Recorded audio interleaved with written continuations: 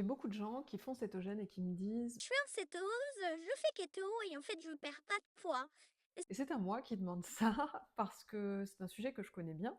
Je m'appelle Ariel, je suis spécialiste cétogène et je vous aide à avoir un mode de vie cétogène qui tienne le coup, qui soit durable, qui vous frustre pas et dans lequel vous vous sentirez bien. Toute ma chaîne y est dédiée, n'hésitez pas à vous abonner, à consulter le site, je vous ai tout mis gratuitement, la méthode, la liste de courses, les recettes.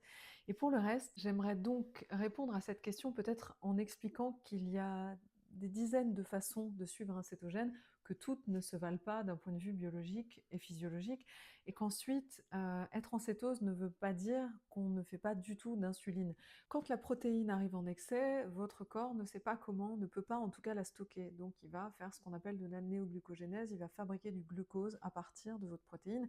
Et c'est ce qui fait qu'on a des personnes qui sont en cétose, en cétogène, et qui pourtant vont vers, en tous les cas, un prédiabète grandissant. Ça arrive fréquemment.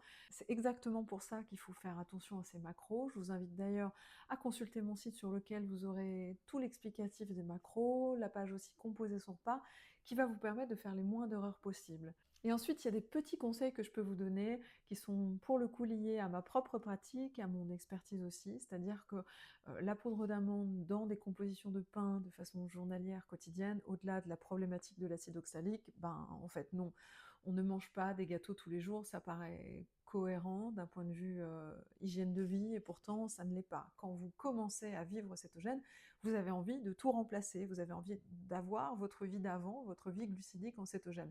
Donc voilà, la poudre d'amande en excès, on fait attention, les avocats c'est pareil, matin, midi et soir, ça ne fonctionne pas. Faites attention à l'excès de protéines, au manque de lipides et à toutes les petites choses délicieuses et gourmandes que vous pourrez intégrer de façon un peu trop fréquente dans votre diète.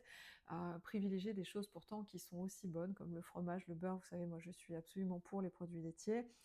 Ceci en tout cas ne pose pas de problème sur la perte de poids, quoi qu'on en dise et quoi qu'on en pense encore. D'ailleurs, si vous posez la question, mes courbes d'inflammation, donc de protéines C-réactives, de CRP, sont disponibles sur mon site et vous prouveront que cette inflammation chronique dont je souffrais depuis plusieurs années est en train de se résorber. J'espère que cette petite vidéo vous a plu et que voilà, si vous vous posez des questions sur le mode de vie cétogène, n'hésitez pas à vous abonner, à parcourir mon site arielketo.eu qui vous donnera toutes les clés pour démarrer une vie keto sans accroc. Et comme je vous le dis toujours, faites attention à ce que vous mettez là-dedans, là-dedans, mais surtout là-dedans.